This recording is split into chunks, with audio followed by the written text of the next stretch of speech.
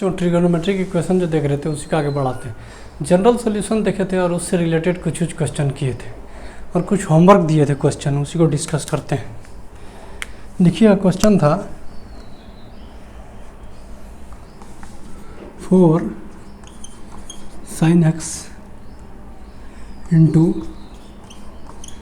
sin 2x into sin 4x equal to sin 3x। यही question था ना, पिछला रोज दिए थे सॉल्व करने के लिए। देखिए इसको जो है sin 3x माइनस एक्स लिख सकते हैं, sin 2x को तो लिख दिया। इसको क्या लिख सकते हैं, sin 3x प्लस एक्स। बोलिए साइन यहाँ पे जो है ये sin 3 थीटा के बराबर फार्मूला बताए थे, 3 sin थीटा, थीटा की जगह पे x है, माइनस 4 sin क्यूब थीटा। अब ये देखिए ये वाला part sin a minus B और फिर sin a प्लस बी, ये फार्मूला बताए थे। क्या होता है sin square A minus sin square B, ठीक है ना। इसमें इसके जगह पे यही देते हैं। इसमें जो है वो देखिए ए की जगह पे क्या है 3x, 4 sin x, इधर क्या होगा sin square 3x minus sin square B, sin square B, B की जगह पे क्या है x। यही हो गया इस वाले पार्ट का। आइए तो जस का तस लिख देंगे इसको। ये जो होगा और ये क्या होगा equal to 3 sin x minus 4 sin cube theta की जगह क्या होगा x होगा, x। अब देखिए अब यहाँ पे ये अंदर जगह क्या होगा 4 sin x और sin स्क्वायर 3x माइनस ये और ये मल्टीप्लाई हो जाएगा तो क्या हो जाएगा 4 sin क्यूब x, ठीक है, equal to 3 sin x minus 4 sin cube x। देखिए ये और ये कैंसिल हो जाएगा तो बचेगा क्या 4 sin x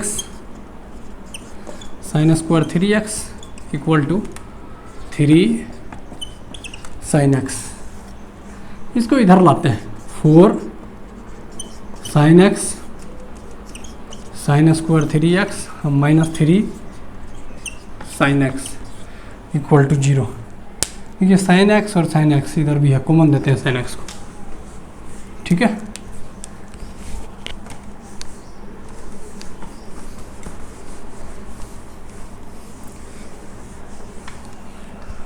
कॉमन लेंगे तो क्या होगा sin x अगर कॉमन लेंगे तो 4 sin square 3x minus 3 equal to 0। Product में या तो ये 0 होगा या फिर ये 0 होगा, होगा ना। करते हैं देखिए sin x equal to 0 sin theta equal to 0, तो थीटा इक्वल टू क्या होता है n पाई, ये जनरल फार्मूला बताए थे ना, और n बिलोंग्स टू इंटीजर, तो एक ये हो जाएगा। और फिर यहाँ पे इसको भी एक बार 0 के इक्वल करेंगे। ये प्रोडक्ट 0 कब होगा, या तो ये 0 होगा या ये 0 होगा, ठीक है। अब जब इसको करते हैं देखिए क्या होगा sin square 3x minus equal to 0, तो यहाँ से क्या लिख सकते हैं sin स्क्वायर 3x 3/4, तो sin स्क्वायर 3x इसको क्या लिख सकते हैं अंडर रूट 3/4। इसका क्या करेंगे वैल्यू चेंज होगा तो ये करती है, तो इसको करेंगे तो क्या होगा √3/2 का होल स्क्वायर। इधर क्या होगा sin स्क्वायर 3x, एक आंसर तो ये होगा। अब देखिए √3/2 क्या होता है 60 डिग्री ना, यानी π/3। इसकी जगह पर लिख देते हैं क्या sin π/3, ये स्क्वायर यहाँ पे आ जाएगा। एक चीज़ बताए थे क्या sin square theta equal to sin square alpha, तो थीटा इक्वल टू क्या होता है थीटा इक्वल टू हो जाएगा, इसमें थीटा की जगह पे है 3x n pi plus minus pi by 3, यही हो जाएगा। देखिए ये बताए थे ना क्या, sine theta sine square theta equal to sine square alpha, तो theta equal to n pi plus minus alpha, उसी का यूज कर दिए। ठीक है, इसी में ये बताए थे ना थीटा इक्वल टू क्या होगा, n pi plus minus alpha, n belongs to integer, यहाँ पे क्या होगा n बिलोंग्स टू इंटीजर। अब देखिए लेकिन x का वैल्यू यहाँ से क्या आएगा, x का वैल्यू आ जाएगा 1/3 π/3 n बिलोंग्स टू इंटीजर। हाँ ये आंसर मैच कर लेते हैं, यही है। ठीक है, n बिलोंग्स टू इंटीजर। अब अगला क्वेश्चन था,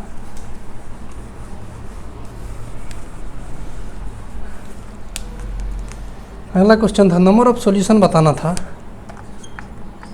sine 3 theta minus equal to sine theta, theta का रेंज दे दिया था 0 और 2 पाई के बीच में। नंबर ऑफ सॉल्यूशन बताना है, इसको इधर लाते हैं तो क्या होगा, साइन 3 थीटा माइनस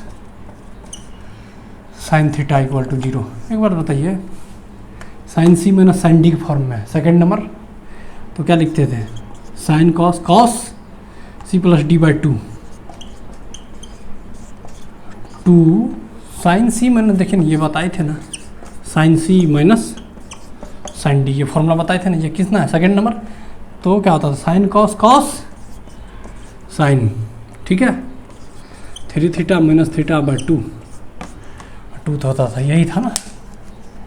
अब देखिए इसको करते हैं क्या, आई इक्वल टू में इधर क्या 0, तो ये क्या होगा 2 cos 2 थीटा। हाँ ये क्या होगा, इसको जब करेंगे साइन थीटा हो जाएगा ना, ये इक्वल टू 0, ये इधर आएगा 0 हो गया। देखिए अब या तो ये 0 होगा या ये 0 होगा। ठीक है,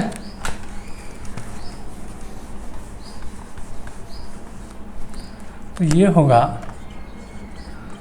को ये 0 होगा और साइन थीटा इक्वल टू 0, तो थीटा इक्वल टू क्या होगा n pi, n belongs to integer.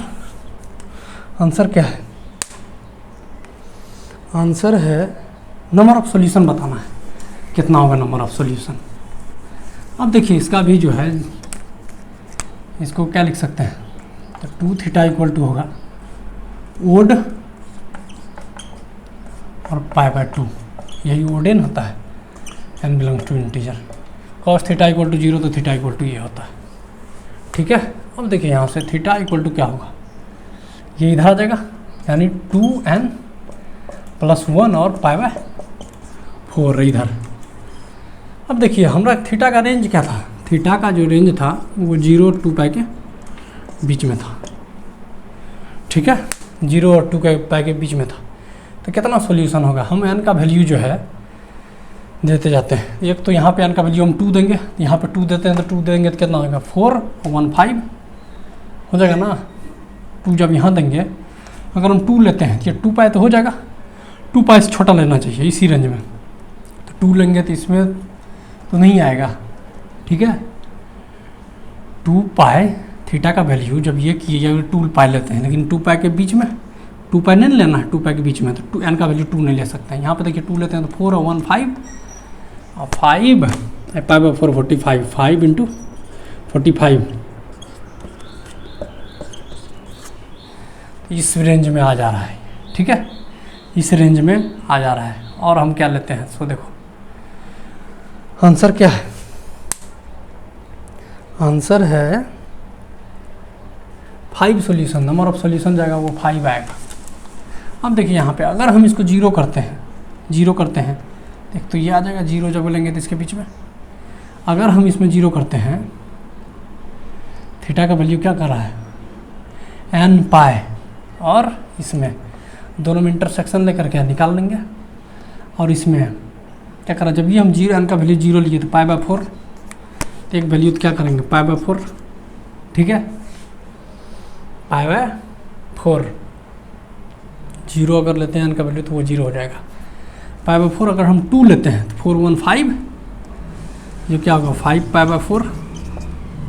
और अगर हम -2 लेते हैं, अगर हम क्या लिए देखिए यहाँ पे 1 लेते हैं, यहाँ 2 लिए तो ये हो गया। 1 अगर लेते हैं तो कितना होगा, 1 अगर लेते हैं तो 3 पाई बाय 4, तो ये कितना हो जाएगा, ये जब हो रहा है 5 पाई बाय 4 तो ये भी हो जाएगा।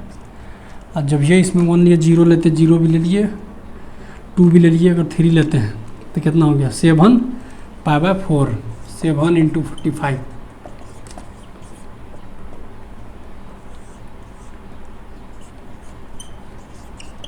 ये भी हो जाएगा 7 पाई बाय 4, 1 2 3 4, क्या क्या है 7 पाई बाय 4, और एक क्या है पाई है, इतना ही है, ठीक है। 1 2 3 4 5, और क्या है एक पाई बाय 4 है answer, 3 pi by 4, 5 pi by 4 और 7 और 5, यही है सॉल्यूशन। इतना नंबर ऑफ सॉल्यूशन जो होगा 5 होगा, यही होगा, ठीक है। एक क्वेश्चन देते हैं, करके आइएगा। लिखिएगा क्वेश्चन है, रुकिए थोड़ा साफ करते हैं।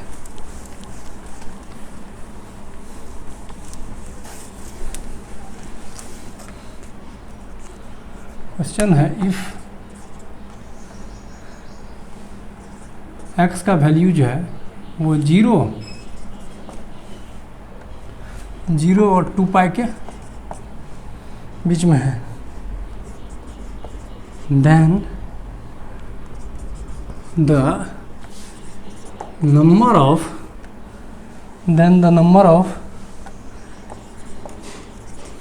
real values of x का रियल वैल्यू बताना है, which satisfy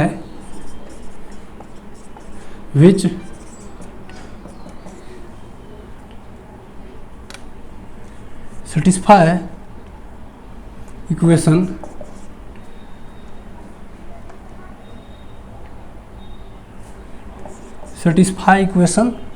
इक्वेशन दिया है जो कि क्या सेटिस्फाई करता हो, क्या है cos x plus cos 2x plus cos 3x plus cos 4x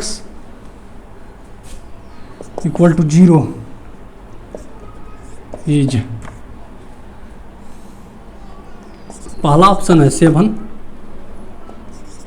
9 और 3, ठीक है। और थर्ड ऑप्शन जो है नॉन ऑफ दीज, ठीक है। इसी में से बताना है, अगला क्लास में इसका डिस्कस करेंगे।